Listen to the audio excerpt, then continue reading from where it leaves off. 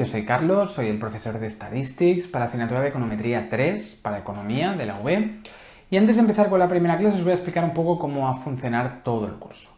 El curso está orientado a preparar el examen final de la asignatura, el examen final de Econometría 3, ¿sí? Aunque si os apuntáis con tiempo, pues os va a servir para preparar todas las actividades que tengáis de la evaluación continua. Si os apuntáis al principio del semestre, pues tendréis los vídeos, tendréis el dossier con los apuntes, así que podéis ir preparando toda la asignatura con este curso, ¿sí? Aunque está más enfocado al examen final, que es lo que más os va a contar después para la evaluación, ¿sí? Entonces, vamos a tener dos tipos de clases. Vamos a tener las clases grabadas en vídeo y las clases online en directo. En las clases grabadas en vídeo yo os explicaré toda la teoría con un pequeño ejemplo de cada cosa. ¿Sí? Todo súper simplificado para que se pueda entender mirando los vídeos. Es una asignatura complicada, que los conceptos son bastante más complicados que en Econometría 1, Econometría 2, ¿sí? Así que, bueno, es importante que se entienda primero bien la teoría, que tengáis una primera idea bien de toda la teoría con un pequeño ejemplo y después ya lo machacaremos mucho, lo practicaremos con preguntas de exámenes que haremos sobre todo en las clases en directo, ¿sí? Pero los vídeos son sobre todo para entender bien la teoría y para que quede todo claro. Recordad que como en otras asignaturas tenéis un máximo de 3 visualizaciones por persona, por cuenta. Por tanto, os lo podéis administrar como queráis, pero tener en cuenta esa limitación. Podéis mirar una vez al principio del curso, otra vez cuando tengáis la evaluación continua y después una última vez para hacer el repaso final o mirarlas 3 veces al final o como os dé la gana. Pero que tengáis en cuenta ese límite. Y después del examen final se pierden los accesos, ¿sí? Se cierra el grupo de WhatsApp y ya no tendréis acceso a los vídeos, ¿sí? Luego tenemos las clases online en directo. Son las clases más importantes. Tenéis los diferentes horarios en la página web. El grupo al que os matriculéis varía en función de los horarios de clases en directo. Y como os decía, es la clase más importante. ¿Por qué? Porque vamos a hacer un esquema. Vamos a resolver todas las dudas y vamos a practicar con los modelos de exámenes de los últimos años. En el dossier al final tenéis un montón de modelos de exámenes que los iremos resolviendo en las horas de las clases en directo. Las hacemos siempre muy cerca del examen. ¿Por qué? Porque la idea es que lo tengáis todo bien preparado antes de las clases en directo, que os hayáis mirado todos los vídeos, que os tengáis un poco mirada toda la teoría con los vídeos, que se entienda todo más o menos bien. Entonces en el directo sencillamente resolver dudas y ponernos a hacer exámenes. ¿Sí? Por eso lo ponemos muy cerca de la fecha del examen, pues para que todo el mundo lo tenga preparado. Si lo ponemos antes, la gente no lo tiene preparado y no aprovecha bien la clase. La idea es que lo tengáis ya bien preparado y que después del repaso de la clase en directo prácticamente podréis ir al examen directamente, ¿sí? Porque habremos hecho ya un par de modelos, intentaremos hacer un par de modelos enteros de examen. Con un repasito más os pasaré las soluciones de los otros modelos que no nos dé tiempo a resolver. Y bueno, sencillamente haciendo un poco de repaso, pues ya podréis ir al examen, que ya veréis que después el examen os irá bien, ¿sí? Os irá muy bien. Entonces, más cosas. Luego tenéis el dossier de la asignatura. Cuando os apuntéis al curso, os enviamos un dossier encuadernado con todos los apuntes pasados a ordenador, ¿sí? El dossier es imprescindible para poder seguir el curso. Tenéis los apuntes primero y luego tenéis preguntas de evaluación continuada, de las pruebas de evaluación continuada y luego tenéis los modelos de exámenes finales, que es lo que practicaremos, decíamos, en los directos, ¿no?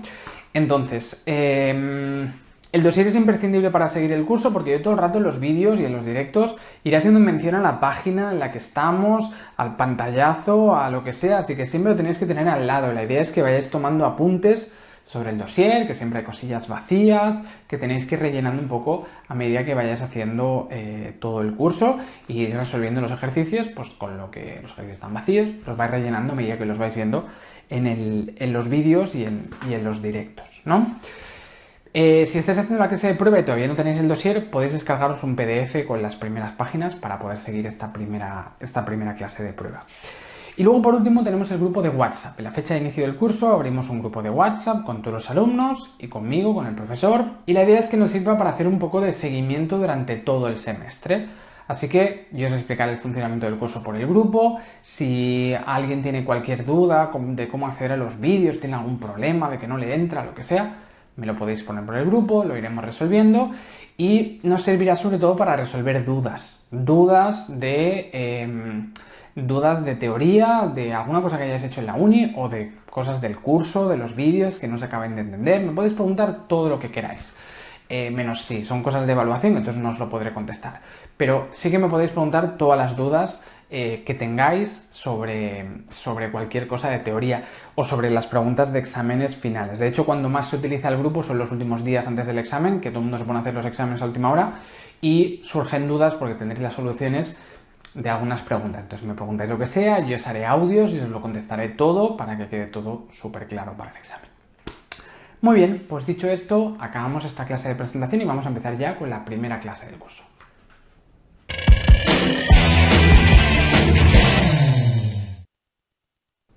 Bien, pues vamos a empezar la página 2, empezamos con este primer tema de modelos univariantes de series temporales. Yo pues, os he puesto el orden del plan docente, si en algún grupo tenéis el orden un poco distinto, no os preocupéis, porque el examen es común para todos los grupos. Entonces, tema 1, modelos univariantes de series temporales 1. ¿Qué veremos en econometría 3? En econometría habíamos hablado de que trabajamos con el modelo de regresión, ¿no? Econometría 2 iba especialmente de aquellos problemas que nos podían salir en el modelo de regresión, ¿no? Cuando se incumplían los supuestos básicos de homocedasticidad o de no autocorrelación, sobre todo, ¿no? Bueno, varios elementos, también miramos un poquito del modelo logístico. Pues en econometría 3 básicamente vamos a trabajar con modelos temporales. Hasta ahora todo lo que hemos trabajado eran sobre todo modelos transversales, con los datos en un mismo momento. Ahora hablaremos sobre todo de series temporales, ¿sí? Econometría 3 básicamente va del estudio de las series temporales, ¿sí? Habrían dos aproximaciones al estudio de las series temporales, ¿sí? Podríamos decir, por ejemplo, el PIB en función del tiempo, ¿sí? Y vemos el PIB de la economía española por trimestres durante los últimos años, ¿no? Y veríamos una serie temporal, ¿sí? De cómo nos crece el PIB en función del tiempo, ¿sí? Entonces, hay dos formas de enfocar el estudio de las series temporales. La primera es la aproximación clásica o determinista. Esta aproximación prácticamente no la tocaremos, es la aproximación que se utilizaba más en el pasado, ¿sí? Y es una aproximación muy sencilla, en la cual solo vamos a identificar tres elementos de la serie temporal. El objetivo es identificar tres elementos de la serie temporal. Uno sería la tendencia a largo plazo. Vamos a ponerle un poquito más de variabilidad. ¿Sí? La tendencia a largo plazo, por ejemplo, del PIB, ¿no? Es que parece que va creciendo a medida que avanza el tiempo, ¿no? La tendencia general. Luego tendremos los ciclos, identificar el ciclo. El ciclo son etapas de todo el proceso temporal, ¿no? Pues parece que hay una fase de crecimiento, luego hay una recesión, luego hay otra fase de crecimiento, un estancamiento, ¿no? Todo esto serían los ciclos. Luego hay una parte estacional. Si estos son datos, por ejemplo, trimestrales, pues seguramente se repite un patrón de que pues en la economía española el PIB crece más en el tercer trimestre debido al turismo que en el segundo y que en el primero, yo qué sé, ¿no? Pues hay una variabilidad que se repite en periodos inferiores a un año, ¿no? Que es el estudio del componente estacional. Y finalmente hay un componente irregular, que es aquello que no podemos identificar la causa o que es por fenómenos que no son predecibles, ¿no? Pues hay un evento meteorológico y hay una bajada del PIB en un trimestre que es debido a que ha habido unas inundaciones, yo qué sé, ¿sí? Eso sería el componente irregular. Así que sencillamente la aproximación clásica es decir, vale, en una serie temporal hay que identificar cómo es la tendencia global, cómo es el ciclo, esas fases de varios años, ¿no?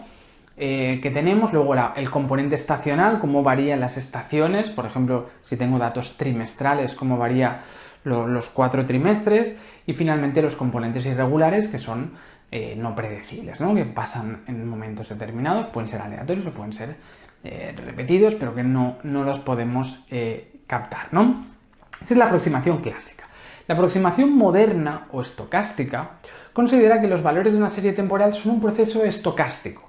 Es decir, esto es un proceso estocástico que quiere decir que es aleatorio que no vamos a poder predecir exactamente qué es lo que va a ocurrir, que va a depender del azar y que varía en función del tiempo, ¿no? En función del tiempo va a variar y va a tener un componente aleatorio, ¿no? Igual que cuando trabajábamos en econometría decíamos, siempre hay un componente aleatorio, ¿no? Pues lo mismo, en la serie temporal sabemos que hay un componente aleatorio, por tanto no vamos a poder hacer predicciones exactas, ¿no? Pero se trata del estudio de la estructura subyacente de la serie temporal, teniendo en cuenta un estudio estadístico, estocástico, es decir, que tiene un componente aleatorio, ¿sí? Por tanto, una serie temporal la representamos como x1, x2, x3, ¿no? Tendremos una serie temporal donde esto es la observación en el primer periodo, en el segundo, en el tercero, hasta en el último periodo, ¿no? Bien, trabajaremos con la aproximación estocástica de las series temporales, ¿sí? Que es la metodología Box-Jenkins, que se llama, ¿sí? Condiciones sobre los procesos estocásticos. Para poder considerar un proceso como estocástico y poderlo estudiar con la metodología Box-Jenkins, que es lo que vamos a ver a continuación, o más bien en el siguiente vídeo, necesitamos entender primero el concepto de estacionariedad. La estacionariedad se puede entender de una forma estricta o de una forma débil. De forma estricta, que un proceso sea estacionario quiere decir que la función de distribución, que su función de distribución, la función de probabilidad que hay detrás de la serie temporal, no depende del tiempo. Es decir, que siempre tiene la misma función de distribución, ¿no? La función de distribución nos define la probabilidad, ¿no? Si hubiera una función matemática detrás de esa serie temporal, siempre sería la misma y no dependería del tiempo, ¿sí? Esa sería la estacionariedad fuerte o en el sentido estricto. Que la función de distribución real que está detrás de la serie temporal no dependa del tiempo, ¿sí? Que las características del proceso, por tanto, no varíen cuando avanzan los diferentes periodos temporales, ¿sí? ¿Cuál es el problema de la estacionariedad en sentido estricto? Primero, que nunca vamos a conocer la función de probabilidad o la función de distribución que está detrás de ese proceso, de esa serie temporal. Nunca la vamos a conocer, así que no lo vamos a poder saber si depende del tiempo o no, no tendremos la expresión matemática, ¿sí? Así que no lo vamos a poder comprobar en la vida real. Y de hecho, no es realista, ¿sí? Es una situación irreal en el análisis económico, ¿sí? Porque normalmente las condiciones socioeconómicas van a cambiar mucho de una época a otra. No es lo mismo cómo crece el PIB en los años 70 que cómo crece el PIB en los 2010, ¿sí? Así que es esperable que esa condición muchas veces no se cumple en términos económicos. A veces cuando no se cumple podremos hacer modificaciones para que sí que se cumple. Pero para estudiar estocásticamente los procesos de series temporales requerimos que haya estacionariedad. Es decir, requerimos asumir que las propiedades de la serie se conservan, que no cambian, porque si cambian no lo podemos estudiar globalmente, deberíamos estudiarlo por partes, ¿no? Entonces, la estacionariedad en sentido estricto es difícil de comprobar en la práctica, de forma que nos vamos a centrar en la estacionariedad en sentido débil, ¿sí? Como la estacionariedad fuerte no la vamos a poder comprobar porque no tenemos la función de distribución de la serie, lo que vamos a hacer es una estacionariedad light. Vamos a intentar identificar si la serie es estacionaria, es decir, si sus propiedades no cambian con el tiempo, a partir de ver si sus momentos de primer y de segundo orden no varían con el tiempo, ¿sí? Es decir, si su esperanza, su varianza, sus primeros momentos de primer orden o su covarianza no dependan del tiempo, ¿sí? Así que para asumir que hay estacionariedad, siempre vamos a recurrir a la estacionariedad débil. La estricta no la vamos a poder comprobar. Pero para considerar que hay estacionariedad, al menos en sentido débil, necesitamos que la esperanza de la serie, que la varianza de la serie y que la covarianza de las observaciones de la serie se mantengan sin depender del tiempo. Si la esperanza fuera no sé qué multiplicado por tiempo, pues esto depende del tiempo. No me sirve, ¿sí? Así que no debería depender del tiempo, debería ser una constante la esperanza, debería tener una esperanza siempre la misma que no dependa del tiempo, ¿no? La varianza debería ser un único número que no dependa del tiempo, ¿sí? Y la covarianza debería ser otro número que tampoco dependa del tiempo, ¿sí? Así que tenemos que tener que la esperanza, la varianza y la covarianza sean valores que no dependan del tiempo. Por ejemplo, en este gráfico que os he puesto antes, ¿creéis que esta serie sería estacionaria en sentido débil? ¿La esperanza es siempre la misma? No, parece que el PIB tiene tendencia a crecer, ¿sí? Por tanto, en este caso, no sería ya estacionaria en sentido débil, ¿sí? No sería estacionaria en media, podríamos decir, ¿no? ¿Y sería estacionaria en varianza? Que sea estacionaria en varianza querría decir que la variabilidad se ha mantenido constante. ¿Se ha mantenido constante? No sé, eso sería un poco más difícil de verlo gráficamente. Si yo tuviera un esquema donde la variabilidad ha ido aumentando, ¿no? Esto claramente aquí, esta serie no es estacionaria en varianza, ¿sí? Porque la variabilidad parece que aumenta en función del tiempo de la serie, ¿no? Así que, bueno, eso es más difícil de verlo. Estacionariedad en medias y lo podemos ver más rápidamente, más fácilmente, ¿no? Y luego esto es difícil de verlo, se refiere a las covarianzas, que las covarianzas entre observaciones, que la covarianza, lo que varía conjuntamente la observación 1 con la siguiente, siempre sea la misma y no dependa del tiempo, que esa relación no aumente con el tiempo o no disminuya con el tiempo. Vamos, que la serie sea estanca y que no varíe con el tiempo, porque si varía con el tiempo no puedo captar las propiedades de la serie, ¿sí? Necesitamos una serie estable. Muchas veces las series temporales no son estacionarias. No pasa nada, porque las podemos modificar, luego lo veremos. Diferenciaremos la serie y entonces conseguiremos que una serie que no era estacionaria lo sea. Pero para hacer el análisis estocástico de series temporales, requerimos que se cumpla la estacionariedad. Y si no se cumple, veremos que hay métodos para convertir la serie en estacionaria. Lo veremos después, ¿sí? Entonces, concepto de ergodicidad. La condición de que la covarianza no dependa del tiempo quiere decir que la relación entre la observación 1 y la siguiente, entre cada observación y la siguiente, no varíe en función del tiempo, siempre sea la misma. O entre la observación 1 y 2 siguientes, o y 3 siguientes, o y 4 siguientes, ¿sí? Requerimos que la relación entre observaciones, entre una de diferencia, o entre 2 de diferencia, entre 3 de diferencia, que siempre sea la misma relación y que no dependa del tiempo. ¿Qué ocurre? Que no vamos a tener tantas observaciones, vamos a tener una muestra, así que no tendremos suficientes observaciones como para poder comprobar que la covarianza con los mismos intervalos se mantiene siempre igual y no depende del tiempo. Así que la condición de estacionariedad a través de la no dependencia del tiempo de la covarianza realmente no la vamos a poder comprobar porque no vamos a tener los datos de toda la población, sino que tendremos unos pocos datos de una muestra. Así que debemos asumir la ergodicidad. Como la condición de que la covarianza no dependa del tiempo no la vamos a poder comprobar porque nuestras muestras van a ser demasiado pequeñas, para comprobar esto necesitaremos muestras enormes, ¿sí? Entonces vamos a asumir la ergodicidad para poder aceptar la estacionariedad, ¿sí? Así que vamos a asumir que la serie es ergódica. ¿Qué quiere decir que la serie sea ergódica? Un proceso estocástico va a ser ergódico siempre que sea posible estimar de forma consistente sus características, ¿sí? Si se pueden estimar sus características a partir de una única realización.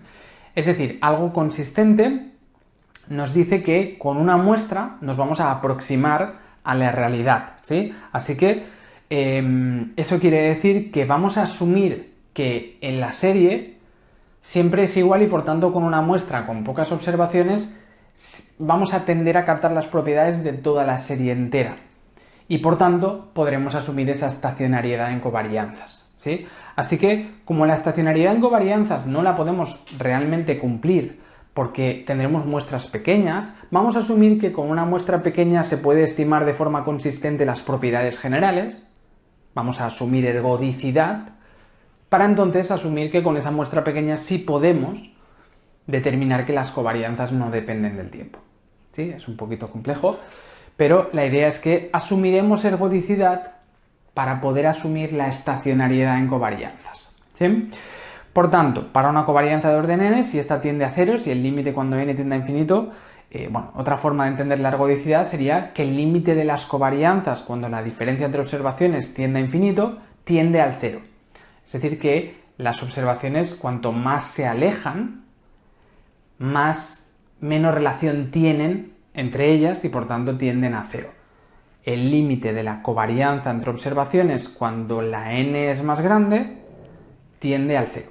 ¿Sí? Eso es una forma de entender la ergodicidad. ¿Sí? Que las covarianzas no, a medida que aumentemos la diferencia entre observaciones, las covarianzas cada vez serán menores hasta que tiendan al 0. Asumiremos esto para poder entender que hay estacionariedad débil a partir de la propiedad de la covarianza.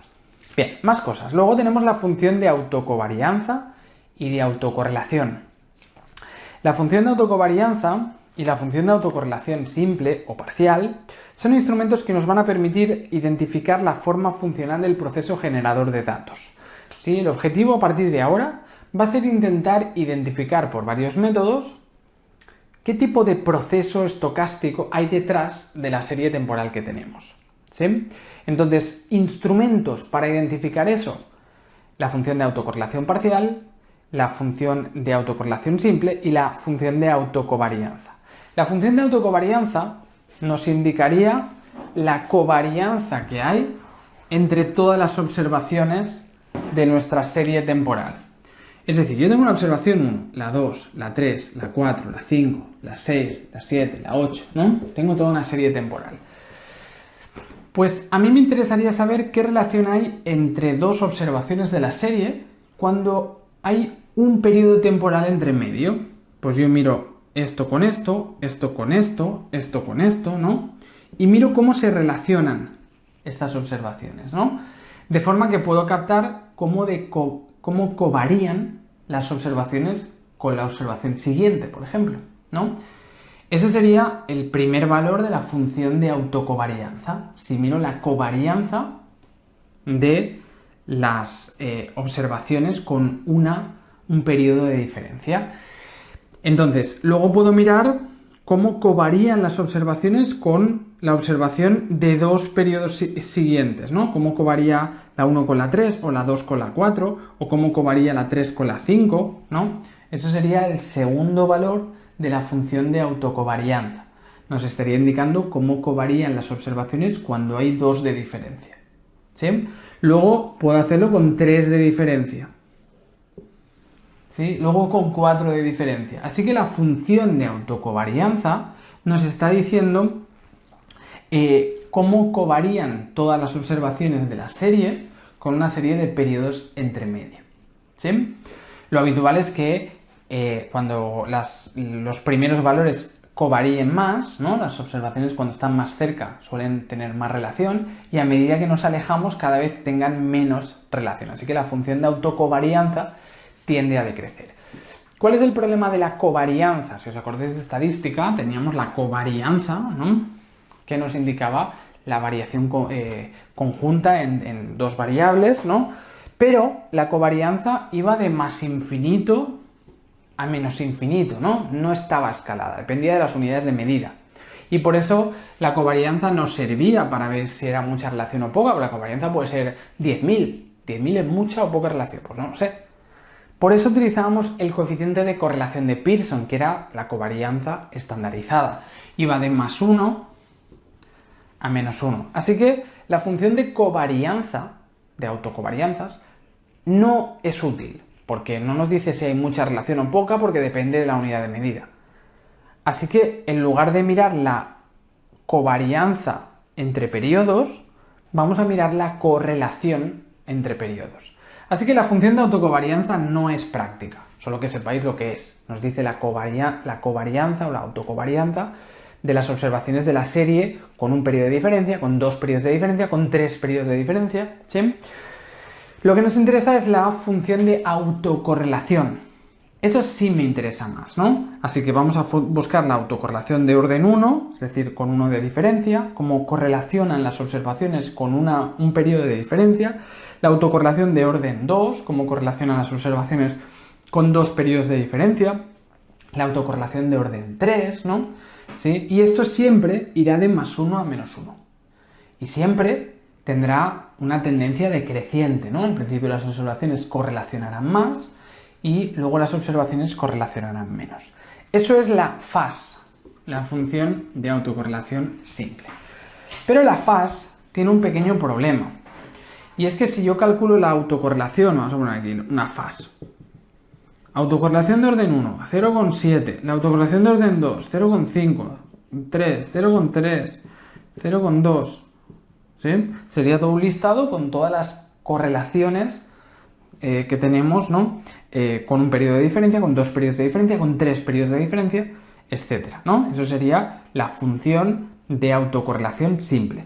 ¿Qué problema tiene la autocorrelación simple?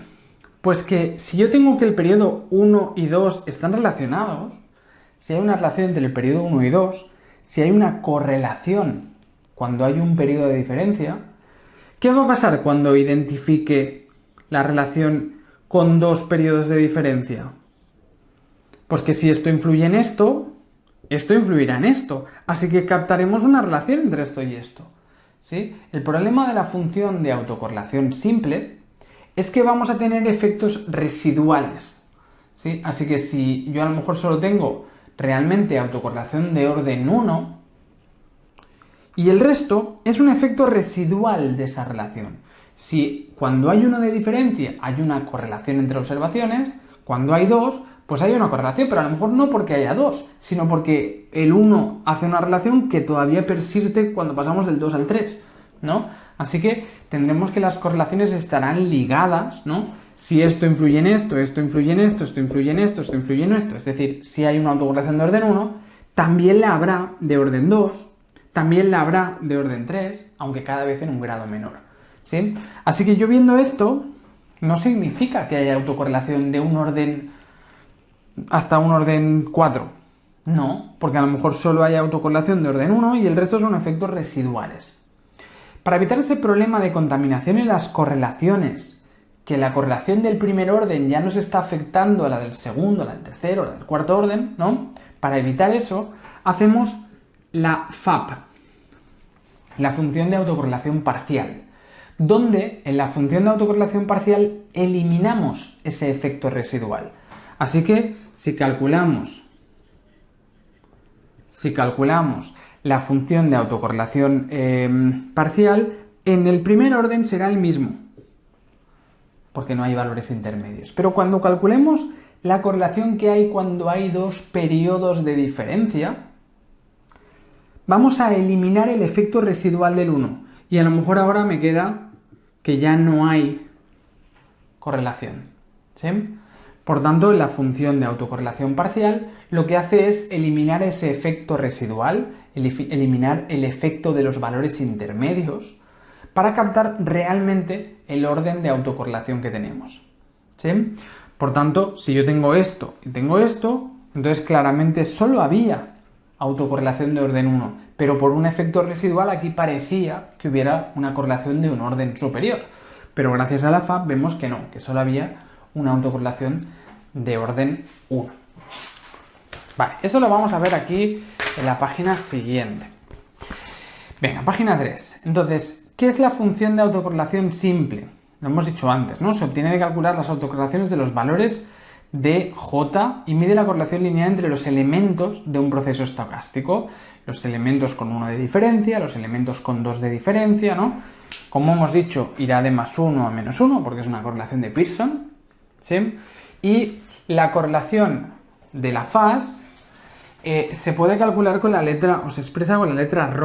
Esto sería ρ sub 1, el 0,7, ρ sub 1, el 0,7, sería la ρ sub 2, el 0,5, etcétera, ¿no? Por tanto, las correlaciones, sin eliminar los efectos intermedios, las correlaciones simples, las expresamos con la letra ρ sub 1, ρ sub 2, ρ sub 3. Y como toda correlación, ¿cómo se calculaba una correlación? Se calculaba como la covarianza dividido entre el producto de las desviaciones típicas, si os acordáis de estadística, ¿sí? Así que las correlaciones las calcularemos a partir del valor de la autocovarianza, ¿sí? de periodo 1 respecto a un valor fijo que sería el valor de la autocovarianza sub 0, ¿sí? Que este es un valor que, bueno, esto no lo vamos a tener que calcular, pero se podría llegar a calcular si tuviéramos todos los datos, ¿sí? Así que viene de la propia la correlación simple, el coeficiente de correlación simple, viene de la covarianza, ¿no? Igual que cuando trabajamos en estadística, ¿sí? Decíamos, la FAS tiene memoria, sí que tiene memoria, ¿no? Dice, entonces vamos a tener que si hay autocorrelación de orden 1, entonces la autocorrelación de orden 2, por un efecto residual, será la autocorrelación de orden 1 al cuadrado. Esa parte es residual de la autocorrelación de orden 1. Si hay una relación de cada periodo con el siguiente, entonces vamos a encontrar una relación de cada periodo con dos siguientes, por un efecto residual, ¿sí? Y eso se podría calcular así, se podría calcular así, ¿sí? Ese sería el efecto residual que tendríamos, ¿no? Si solo tuviéramos autocorrelación de orden 1, si realmente solo hay esto, me saldría una autocorrelación de orden 2 que sería el cuadrado de la primera, que sería el cubo de la primera, la autocorrelación de orden 3, etc., ¿no? Bien, como decíamos, esto nos da una imagen distorsionada. ¿Qué podemos hacer? Calcular la FAP. La FAP sería eliminando los efectos intermedios, ¿no? Por tanto, si queremos calcular la FAP,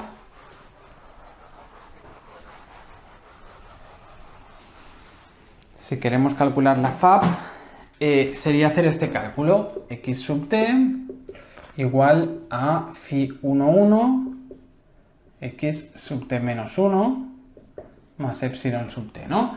Es el coeficiente de relación entre una observación y la anterior, ¿no? Entre una observación y la siguiente o la anterior, ¿sí? Por tanto, este coeficiente es el valor de la FAP.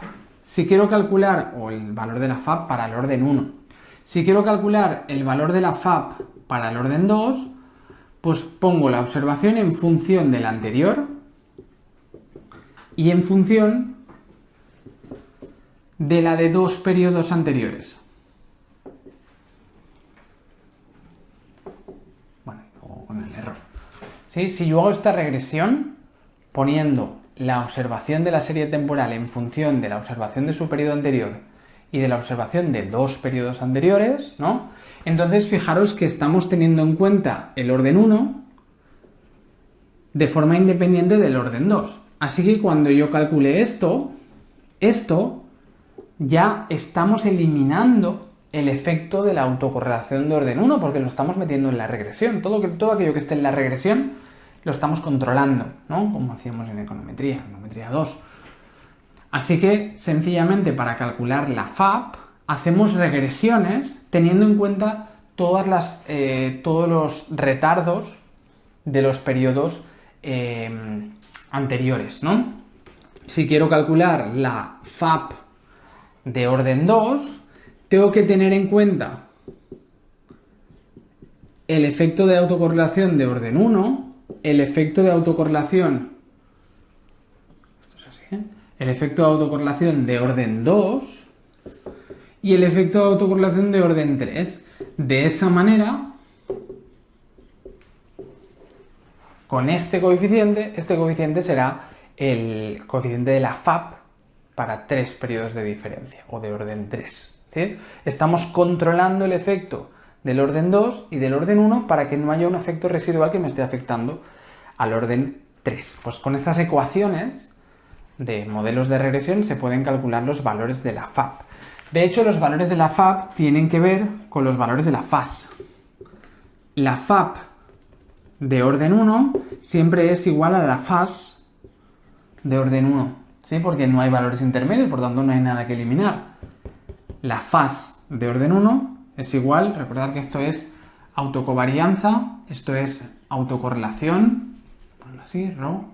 Y esto es autocorrelación parcial, ¿sí? Autocovarianza, autocorrelación simple o FAS, los valores de la FAS, y estos son los valores de la FAP, ¿sí? Por tanto, el primer coeficiente de la FAP es igual al primer coeficiente de la FAS. El segundo coeficiente lo podríamos calcular a partir del primer coeficiente de la propia FAS. sería hacer el determinante de esta matriz. Esto no os lo van a preguntar, no creo, vamos.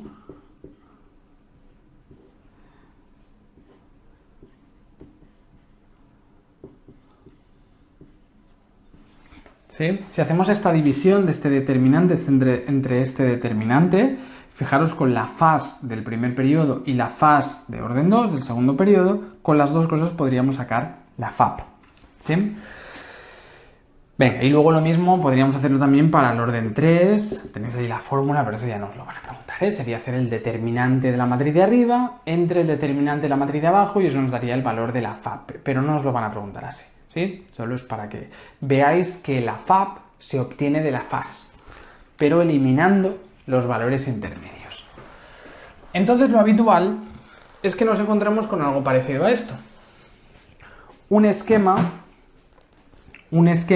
fijaros, de tipo así, si xt es igual a 0,5 xt menos 1 más epsilon sub t, ¿no? ¿Eso qué quiere decir? ¿Que hay relación entre las observaciones de la serie temporal? Sí, si no sería 0, ¿no? Hay relación, parece que cada observación tiene una relación de la mitad, la arrastra del periodo anterior o con el siguiente, da igual, lo podemos entender hacia el anterior o hacia el siguiente. ¿Sí? Por tanto, hay una relación aquí claramente de orden 1. ¿Qué veríamos en el esquema de la faz y de la FAP? Pues veríamos que el primer coeficiente de la FAP sería sería el 0,5, ¿no? Y el primer coeficiente de la faz también sería porque es el mismo número. La faz y la FAP son iguales en el primer orden, ¿sí? Esto es el orden de diferencia entre las observaciones. ¿Sí? Por tanto, tenemos 0,5 de faz y de FAP de orden 1. ¿Qué ocurre aquí? Solo hay orden 1, no hay una autocorrelación de orden 2. Las observaciones no están relacionadas de 2 en 2, sino solo de 1 en 1. Por tanto, ¿qué ocurrirá? Que la faz tendrá un efecto residual de la de orden 1 y seguiremos teniendo correlaciones pero cada vez más bajas, ¿sí? Mientras que la FAP elimina los efectos intermedios y por tanto vamos a tener valores prácticamente 0 después del primer pico. ¿Sí? Por tanto, si vemos un esquema donde hay un decrecimiento rápido en la faz y hay un pico en la FAP, ¿no? Sería un esquema de un modelo de tipo AR, lo veremos después, un modelo autorregresivo de orden 1, un modelo AR1. ¿Sí? Viendo esa comparación de la faz y de la FAP, podemos inferir cómo es realmente la función que nos define la relación entre las observaciones. La faz y la FAP las podemos tener así, con líneas en vertical o con líneas en horizontal, como tenéis aquí, autocorrelation, partial autocorrelation, o con los valores, ¿sí? Los valores de AC, PAC son la autocorrelación y la partial autocorrelation, ¿no? ¿Sí? Nos pueden dar aquí, nos lo pueden dar en números, en una tabla, nos lo pueden dar en un esquema donde las barras son verticales, ¿sí? O esto podría ser con barras horizontales, ¿no? Aquí solo un pico y aquí un decrecimiento rápido, ¿no? Bueno, el tema es que vamos a tener que interpretar estos dos gráficos de la faz y de la FAP y en función de cómo sean las barras o los números, vamos a poder deducir cuál es la estructura subyacente en esa serie temporal. Venga, entonces, si el proceso estocástico es estacionario en sentido amplio y es ergódico, sus momentos de primer y segundo orden pueden ser estimados mediante una serie temporal muestral, ¿no? Lo que hemos dicho antes, si es ergódico, entendemos que con una muestra vamos a poder obtener sus propiedades, ¿sí? Porque son consistentes. Los márgenes de significación, muchas veces ahí tenemos el p-valor, ¿no? Para ver si es significativamente diferente de 0 las barras. Hay gráficos donde nos lo van a poner. Nos van a poner unas bandas de significación, si lo superamos es que son valores significativos y si no lo superamos es que son debidos al azar, ¿sí? A veces nos los ponen así, bueno, y esas bandas de significación se puede calcular a partir del número de observaciones de la muestra, ¿sí? Pero bueno, esto nos lo van a dar, si nos dan unas barras de significación veremos si supera la barra, pues quiere decir que son coeficientes significativos. Vale, ejemplos en los cuales nos pueden servir la FAS y la FAB para identificar la serie. Pues hay dos modelos clásicos en el estudio estocástico de series temporales, que son el ruido blanco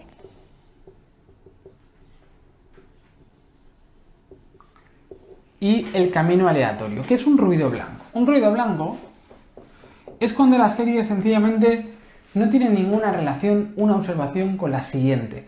Es sencillamente un error aleatorio, ¿no? Ruido blanco son observaciones aleatorias. Si yo le pido al ordenador que me dé una serie aleatoria, sería ruido blanco, son observaciones aleatorias. Por tanto, cada observación no depende de la anterior, depende de un error aleatorio, depende de un factor aleatorio. ¿Sí? Por tanto, en un ruido blanco podemos decir que la serie seguirá una normal alrededor de 0, porque son errores que la esperanza de los errores son 0, con una determinada varianza, sigma cuadrado. Así que la esperanza de la serie, bueno, tiene que ser alrededor del 0, para que sea ruido blanco. Entonces he hecho una serie que le pedimos al ordenador aleatoria, una serie aleatoria alrededor del 0, ¿sí? Por tanto, una esperanza de 0 y la varianza de la serie pues sería igual a sigma cuadrado, ¿no? Y la covarianza entre observaciones tiene que ser igual a 0. Es decir, es una serie de errores aleatorios alrededor de 0, ¿sí? De forma que su esperanza es 0. Si yo hago la serie temporal, ¿no? Pues serían observaciones alrededor del 0, sin ningún tipo de criterio. ¿Sí? Eso es ruido blanco. ¿Sí? Por tanto, su esperanza es 0. Su varianza, hay una cierta varianza que será sigma cuadrado, el valor de sigma cuadrado, aquí no lo tenemos, y la covarianza entre observaciones es 0, porque ninguna observación tiene nada que ver con la siguiente, ni con la siguiente, ni con nada, ¿sí? Son todo valores aleatorios. Eso es el ruido blanco. ¿Cómo sería la FAS y la FAB del ruido blanco? ¿Hay relación entre las observaciones con 1 de diferencia? No. Por tanto, el orden 1 tiene una FAS de 0. El orden 2 también de 0. Todos los valores serían 0. ¿Sí? A veces puede ser que a nivel experimental nos salgan pequeños picos, pero tienen que ser muy pequeños. ¿Sí? Por tanto, la FAS y la FAB, si vemos una FAS y una FAB donde todos los valores son cercanos a 0, es que es un ruido blanco, ¿sí? Un ruido blanco porque no hay ninguna autocorrelación entre las observaciones. Bien, el ruido blanco es estacionario. ¿Es estacionario? ¿Qué era estacionario? Que sus momentos no dependan del tiempo. ¿La esperanza del ruido blanco va a cambiar en función del tiempo? No, siempre es 0. ¿La varianza del ruido blanco va a cambiar en función del tiempo? No, es un número, no depende del tiempo. ¿Sí? Si estuviera multiplicado por el tiempo, si estuviera el tiempo en la ecuación, dependería del tiempo. Esto no, es un número, la varianza siempre es la misma. ¿Y la covarianza depende del tiempo? No, es 0. Por tanto, ¿es estacionario el ruido blanco? Sí, es un ejemplo de un proceso estocástico estacionario. Sí, es un proceso estacionario. Ruido blanco. Vamos a ver otro modelo de serie clásica, que es el camino aleatorio.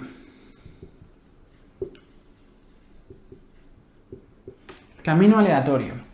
¿Cómo sería un camino aleatorio? Sería una serie donde depende de la observación anterior más un error aleatorio. Seguiría esta expresión. ¿Eso qué quiere decir? Que la serie empieza, por ejemplo, del 0. ¿Sí? Y a partir de ahí depende de un error. ¿Sí? Pues me da este valor. Pero una vez me ha dado este valor, el siguiente es un error alrededor del valor anterior. Así que partimos del error anterior más un error. Por tanto, una vez estoy aquí, pues depende del azar, puede ser un valor u otro. Pues me da, por ejemplo, aquí. Una vez estoy aquí, pues me da aquí. Una vez aquí, aquí. Una vez aquí, aquí, aquí, aquí. ¿No? Y se va construyendo la serie a partir del punto de partida. ¿Sí? Esto puede estar aquí, pero también podría ser que el primer valor me hubiera dado negativo, el error, ¿no?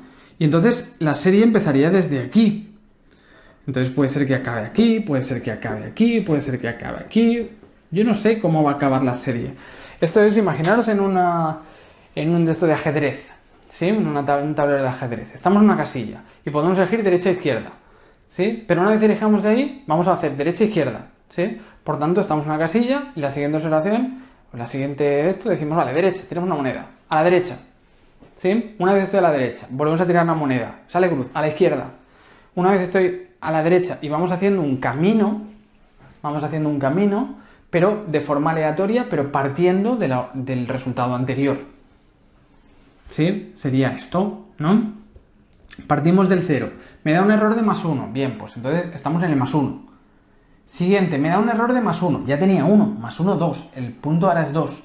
¿Sí? Vamos haciendo un camino aleatorio. Entonces, en el camino aleatorio puede ser que acabe aquí, o puede ser que acabe aquí, o puede ser que acabe aquí, puede ser que acabe aquí, o que baje y suba, puede ser muchas cosas, ¿no? Porque es todo aleatorio, pero sí que tiene un punto de consistencia residual de una observación a la siguiente, porque partimos del mismo punto, ¿no? Entonces, ¿qué le ocurre, por tanto, al camino aleatorio?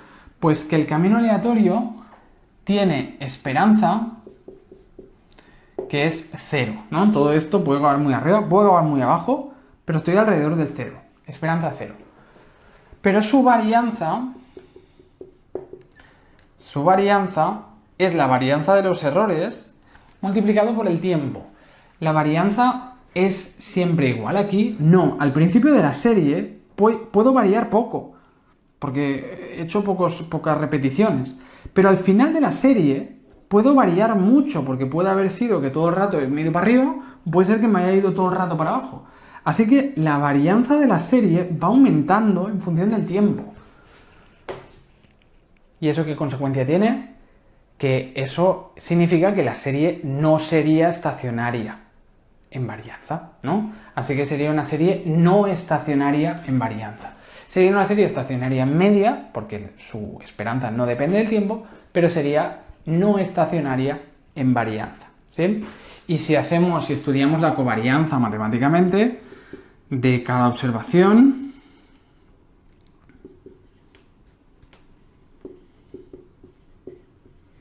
veríamos que se puede calcular, pero también depende del tiempo, ¿sí? Por tanto, nos encontramos con un problema de que tampoco es estacionaria en covarianzas, ¿sí? Por tanto, un camino aleatorio no es estacionario. Y como no es estacionario, no se puede hacer el estudio Box-Jenkins de las series temporales, el estudio estocástico de series temporales, que es lo que vamos a trabajar en la asignatura, ¿sí? Por tanto, esta serie, la del camino aleatorio, tiene el problema de que no sería una serie estacionaria y por tanto no podríamos utilizar la metodología que vamos a ver en este curso, ¿sí? ¿Qué podemos hacer para que sea estacionaria? Lo que podemos hacer para que sea estacionaria es diferenciar la serie. Si yo cojo cada observación y le resto la observación anterior, entonces ¿qué ocurre? Que me queda una serie diferenciada donde ya no depende, ya no tengo el valor xt menos 1, sino que es directamente un error. Se vuelve un ruido blanco. Fijaros que un camino aleatorio, si yo lo diferencio, es decir, cuento las diferencias entre cada observación y la siguiente, no el valor de cada observación, si solo cuento las diferencias se convierten en ruido blanco, por tanto sí son estacionarias y sí vamos a poder estudiarlas mediante metodología estocástica, ¿sí? De forma que un camino aleatorio, si lo diferenciamos, es decir, observamos la serie la convertimos en las diferencias, entonces se vuelve estacionario y lo podemos estudiar con la metodología que vamos a trabajar. Antes hemos dicho el PIB de un país en función del tiempo. Lo normal es que el PIB vaya subiendo en función del tiempo, menos en España, pero bueno. Si sube el PIB en función del tiempo, si nos va subiendo en función del tiempo, ¿qué ocurre?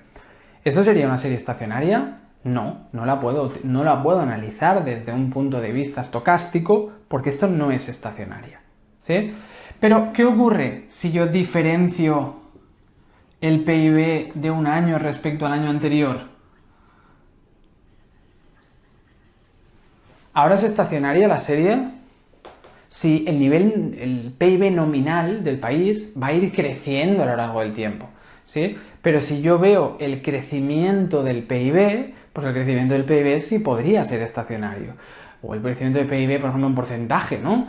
Este año ha crecido un 2%, luego un 1, luego un 3, luego un 1, pero más o menos, ¿no? Se mantiene a un mismo valor si suponemos que no hay cambios macroeconómicos, ¿no? Así que fijaros que una variable como el PIB nominal no sería estacionaria, pero si vemos el cambio en el PIB sí podría ser estacionaria. Podría no serlo, habría que analizarlo, pero sí podría ser estacionaria.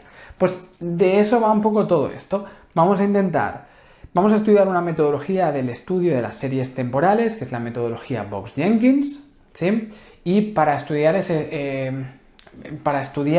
las series temporales tenemos que identificar la estructura subyacente, pero antes de hacer eso deberíamos saber que la serie sea estacionaria. Es una condición. Y si no lo fuera, diferenciaríamos las veces que fuera necesario para que fuera realmente estacionario. ¿Sí? Venga, entonces, pues este sería el primer tema que tenemos de introducción a las series temporales.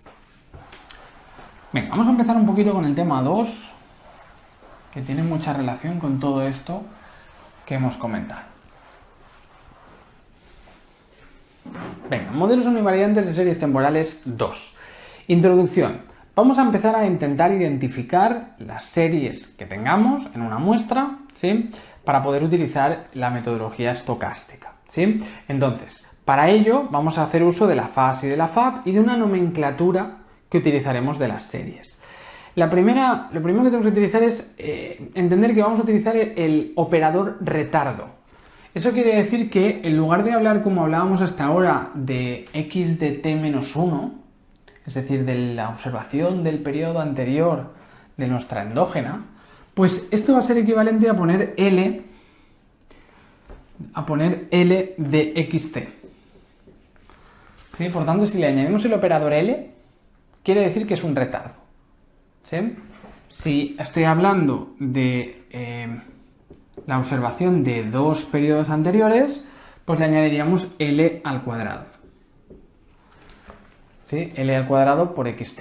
¿Sí? Por tanto, el operador retardo es una forma de referirnos a los retardos. Es una forma matemática que va a ser útil para algunas cosas, para referirnos a los periodos anteriores. ¿Sí?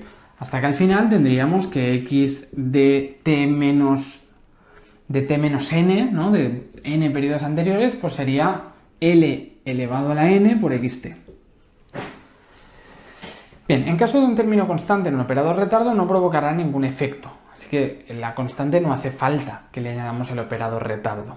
¿Sí? Si yo tengo una constante en la expresión de la regresión, la constante no hace falta añadirle el retardo porque esto es lo mismo que esto. ¿Sí? No es necesario. Luego podemos hablar del operador diferencia. El operador diferencia es cuando diferenciamos, lo que comentábamos antes, a veces las series las vamos a tener que diferenciar, ya lo veremos, y a partir de la diferenciación conseguiremos series estacionarias. Así que cuando hablemos de una serie diferenciada, querrá decir una serie donde he cogido xt-1 menos xt-2, por ejemplo, ¿no? Entonces, eso sería equivalente a decir 1 menos L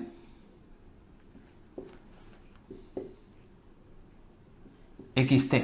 La diferencia entre xt, bueno, vamos a poner aquí xt y xt-1. La diferencia entre las dos, ¿no? Vamos a poner así mejor. Sería xt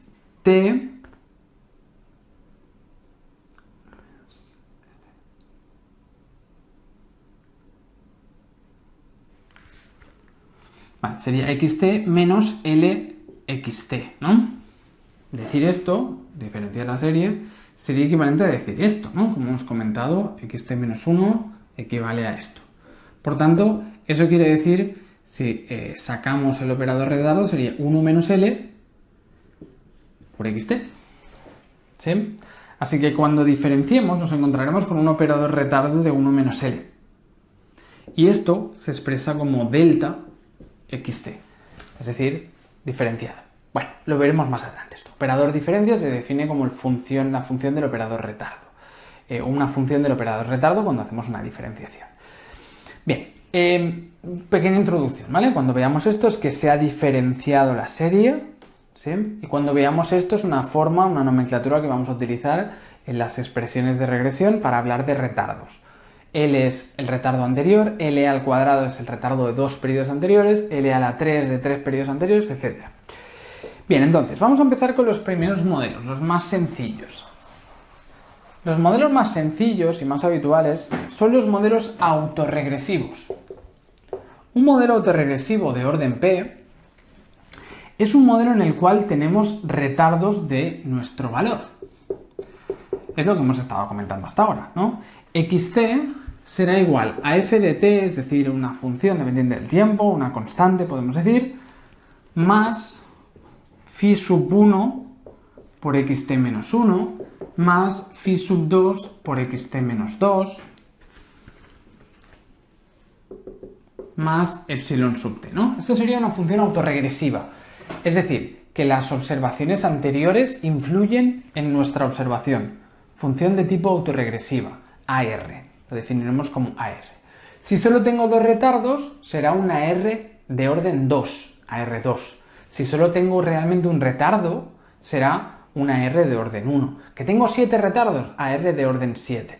Por tanto, cuando nos digan que una serie es AR y un número, nos están diciendo que el valor de la serie depende de una serie de retardos. Si me dicen una R1, pues quiere decir que las observaciones de la serie tienen relación con las observaciones anteriores de 1 de diferencia. ¿Qué es una R2? Pues tienen relación con la observación anterior y con la de 2 anteriores, ¿sí? Entonces, un modelo AR lo podemos expresar así, que es la forma clásica, eso es como lo hacíamos en econometría, ¿no? Pero también lo podemos expresar a partir del operador retardo. Si lo expresamos como el operador retardo, sería hacer lo siguiente, vamos a desarrollarlo mejor, sería poner xt menos phi sub 1 xt menos 1 menos phi sub 2 xt menos 2, etcétera, igual a ft, que sería nuestra constante, aunque fuera dependiente del tiempo, una función determinista, y más epsilon sub t. Bien, nos quedaría así, ¿no? Ponemos todas las x a un lado. Y a partir de ahí le sacamos el operador retardo. Es decir, esto sería xt menos phi sub 1 por L xt. Hemos dicho que xt menos 1 es igual a L por xt. Menos phi sub 2 por L cuadrado xt. Hemos dicho que L cuadrado por xt quiere decir 2 periodos anteriores, etcétera, más ft más epsilon sub t. Finalmente de aquí podemos sacar el operador retardo, es decir, 1 menos phi sub 1 por L, lo hacéis así, ¿no? Phi sub 1 por L, menos phi sub 2 por L cuadrado por xt. Saco factor común de xt, fuera. Bien, pues esto es equivalente a esto. Lo veremos de las dos maneras durante la asignatura. A veces nos pondrán expresiones así, que son las que estamos más acostumbrados, pero si me ponen una expresión así, me la están expresando mediante el operador retardo, ¿sí? Eso quiere decir, pues que si no hubiera aquí nada más, pues querría decir que es un modelo AR, autorregresivo, de orden 2, ¿no? Con estos coeficientes de autocorrelación, ¿no? Vale, por tanto, que nos familiaricemos con expresar una serie temporal así, una expresión de una serie así, es equivalente a expresarlo así, por este desarrollo que os he comentado, ¿sí? Aunque lo importante es que os familiaricéis que esto es lo mismo que esto, ¿de acuerdo? Venga, ¿dónde? Todo esto lo podemos simplificar como phi sub p, L, phi sub p por L por xt igual a ft más epsilon sub t. Bien, por tanto, acabaríamos teniendo todo esto, lo podemos expresar como phi sub p entre paréntesis L. ¿Sí? Esto es el operador retardo, desarrollado y simplificado. Bien. donde phi sub p a la L es el polinomio autorregresivo o polinomio de los retardos de orden P. Esto es el polinomio de los retardos de orden P. En el caso de los modelos autorregresivos, la condición necesaria y suficiente de estacionariedad débil requiere que todas las raíces del polinomio autorregresivo sean en módulos superiores a la unidad. Para comprobar que un modelo AR es estacionario, entonces lo que tenemos que hacer es comprobar que las raíces del polinomio autorregresivo sean todas mayores a la unidad. ¿Sí? ¿Eso qué quiere decir? Pues que vamos a tener que igualar el polinomio autorregresivo a 0. Y vamos a ver las posibles soluciones. Vamos a ver las posibles soluciones y todas las soluciones, que va a ser una ecuación normalmente de segundo grado, ¿sí? Todas las posibles soluciones tienen que ser todas mayores a la unidad. Si todas son mayores de la unidad, si todas las soluciones de L en valor absoluto son mayores a la unidad, entonces quiere decir que es estacionario. ¿Sí? Si todas las raíces de L es mayor que 1, es que es estacionario. Es decir, si me dan una función autorregresiva, tipo así, ¿qué tengo que hacer? Lo tengo que pasar a polinomio autorregresivo. Y una vez esté en polinomio autorregresivo, expresado así, vamos a coger esto, lo vamos a igualar a 0 y vamos a resolver la ecuación. Vamos a resolver las L's. ¿Sí? Será, si es un modelo, si tiene orden 2, entonces nos vamos a tener que aplicar la ecuación de las ecuaciones de segundo grado, ¿sí? Y vamos a tener que mirar que todos los valores de L en las posibles soluciones sean todas en módulo mayor a la unidad, es decir, en valor absoluto mayor a la unidad. Si lo son, es que ese proceso es estacionario. Vamos a ver un ejemplo, que lo entenderemos mejor.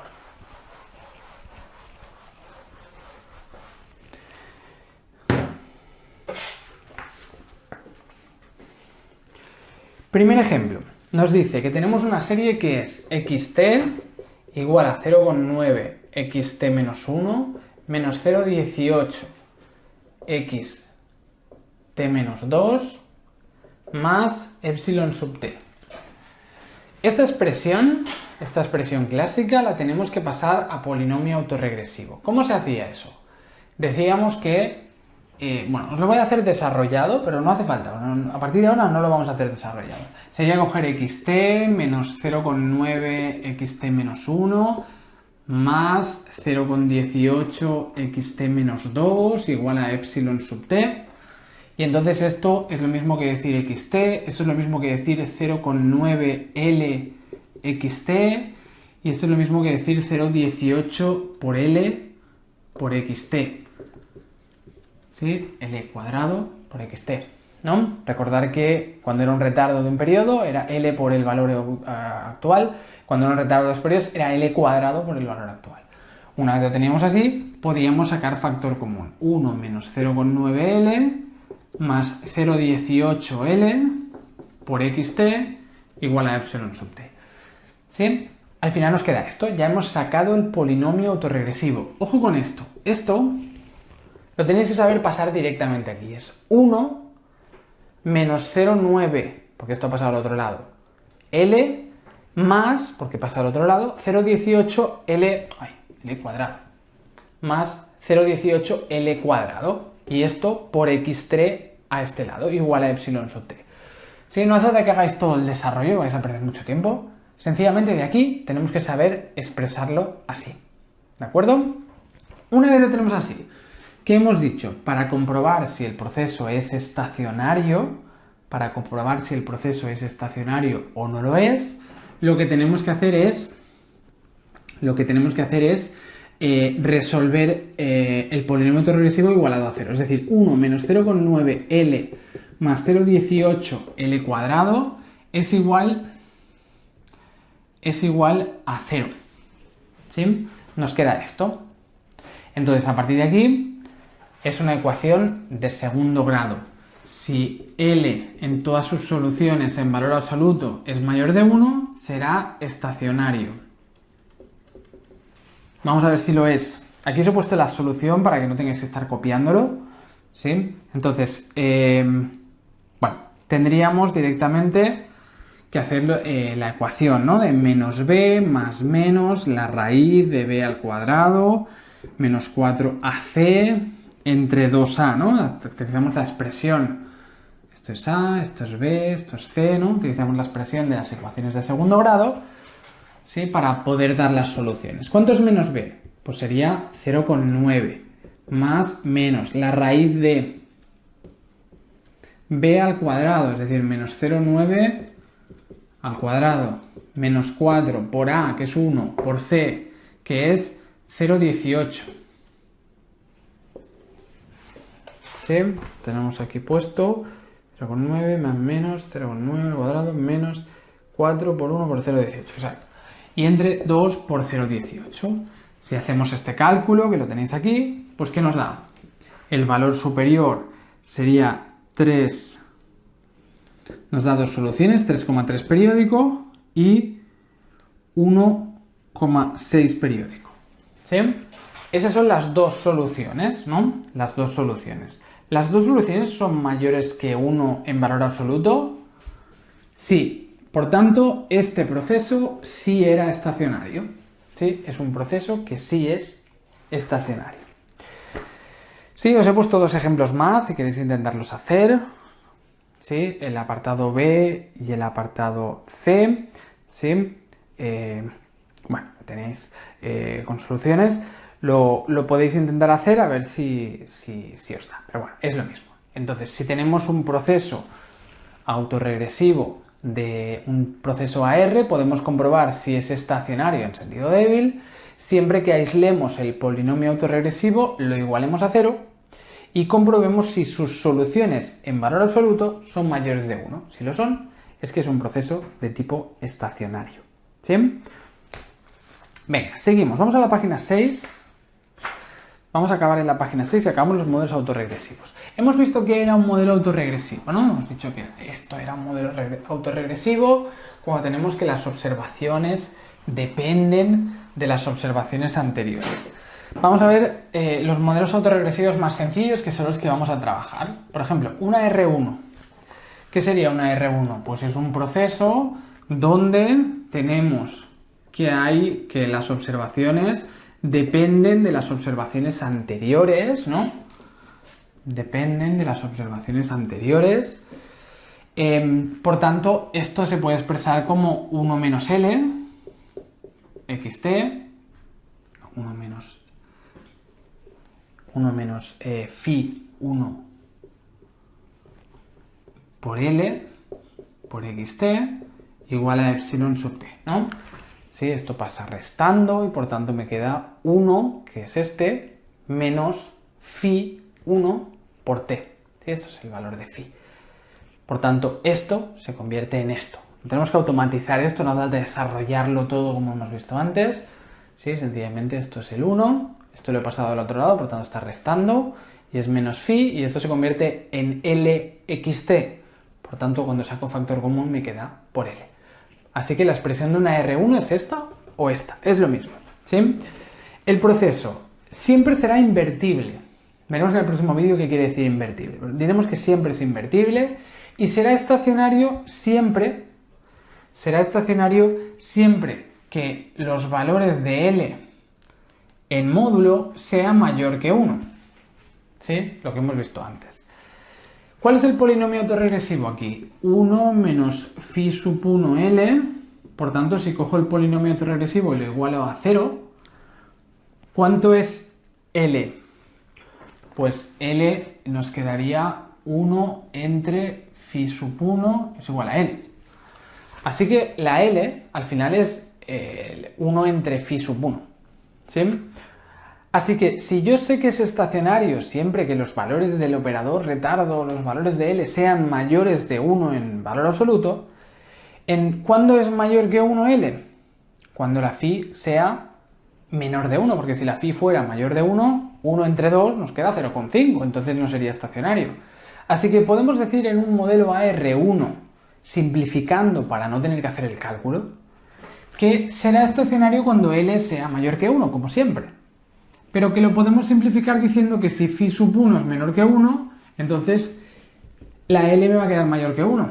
Así que, sencillamente, si la phi sub 1 es menor que 1, diremos que sí es estacionario. ¿Se entiende? La condición es que los valores de L, todos los posibles valores de L del polinomio autoregresivo, cuando lo igualamos a 0, nos da soluciones mayores que 1 en valor absoluto, lo hemos visto antes. Pero si es un modelo solo AR1, entonces la L solo depende de phi sub 1. Y phi sub 1, con que sea menor que 1, será suficiente para que L sea mayor que 1. Así que podemos decir en un modelo AR1 que si phi sub 1 es menor que 1, el proceso es estacionario. ¿Sí? De forma más sencilla. Después, esta serie tiene unos momentos de primer y segundo orden. ¿Sí? El valor esperado de la serie deberá ser 0. ¿Sí? Este valor esperado es 0 porque depende del anterior más un error. Así que su valor esperado de la serie, de una serie AR1 es 0. Su varianza saldrá de esta fórmula. La varianza de los errores entre 1 menos el valor de phi al cuadrado, y la covarianza va a ser un número que le vamos a decir gamma sub k. ¿Sí? Pues bueno, este modelo tiene estas propiedades, ¿sí? Tiene estas propiedades de esperanza, varianza y covarianza. Esto lo tenéis que saber de memoria, no vamos a llegar a los cálculos de aquí, pero sí que os pueden preguntar a veces alguna cosa sobre los momentos. Bien, ¿cómo identificamos una R1? Una R1 es que las observaciones dependen de las anteriores. Por tanto, ¿cómo sería la FAS y la FAP que deberíamos observar? Pues deberíamos tener, la FAS y la FAP son iguales en el primer orden, ¿no? Deberíamos tener autocorrelación de orden 1, ¿sí? Pero luego ya no, así que la FAP no debería marcar nada más y la FAP sí por aquel efecto residual. Así que, si yo veo una FAS y una FAP, donde la FAS tiene un decrecimiento rápido y la FAP tiene solo un pico, consideremos que es un esquema AR1. Lo que vamos a hacer a partir de ahora es esto. Vamos a ver esquemas de FAS y FAP, y a partir del esquema de la FAS y la FAP tenemos que saber deducir cuál era el esquema que había detrás de la serie temporal. ¿Sí? Por tanto, si vemos un decrecimiento rápido en la FAS y un pico en la FAP, eso es un esquema AR1 siempre. Puede ser que tengamos que el decrecimiento, como tenéis aquí, si el coeficiente fuera negativo, entonces esto fluctuaría entre arriba y abajo, pero es igual, decrecimiento rápido en valor absoluto podemos decir. ¿Sí? No hace que sea todo hacia el mismo lado. Si veo un decrecimiento rápido en valor absoluto, tanto solo arriba como arriba y abajo, decrecimiento rápido hacia el 0 y después un pico en la FAP, digo decrecimiento rápido porque a veces decrece muy lentamente y eso es otra cosa que lo veremos después. ¿Sí? Entonces, si vemos esto, pues quiere decir que es un esquema AR1. Que tengo un esquema AR2. ¿Qué ocurriría en un esquema AR2? Pues que la expresión que define una AR2 sería esta. ¿No? Sería que tengo dos retardos de un periodo anterior y de dos periodos anteriores. Por tanto, la ecuación, ¿cuál nos quedaría? Nos quedaría 1 menos phi sub 1 L menos phi sub 2 L cuadrado. ¿Sí? Esto, si lo voy desarrollando, nos acabaría quedando esto. Una vez L menos 1 por el phi y por la L, porque es el primer retardo, menos la phi 2 por la L al cuadrado. Todo esto es lo que multiplica a X, y saco luego factor común. Antes lo hemos visto desarrollado, pero tenéis que acostumbraros a de aquí sacar esto. Bien, entonces, una vez tengo esto, entonces, en este caso, decíamos también que para que sea estacionario, necesitamos que los valores de L sean mayores de 1. Esto lo hemos visto antes, que habría que hacer toda la resolución, ¿no? Con una ecuación de segundo grado, ¿no? En lugar de eso, hay un truquillo que es que si observamos que la suma de phi 1 y phi 2, o la resta de phi 2 menos phi 1, o phi 2 en valor absoluto, si todo esto es menor que 1, ¿vale? Esto es en lugar de lo que hemos hecho antes. Si en lugar de tener que hacer el polinomio regresivo, pues, resolver la ecuación de segundo grado, los dos valores de L y demás. En lugar de hacerlo así, sencillamente, si se cumple esto, diremos que es estacionario.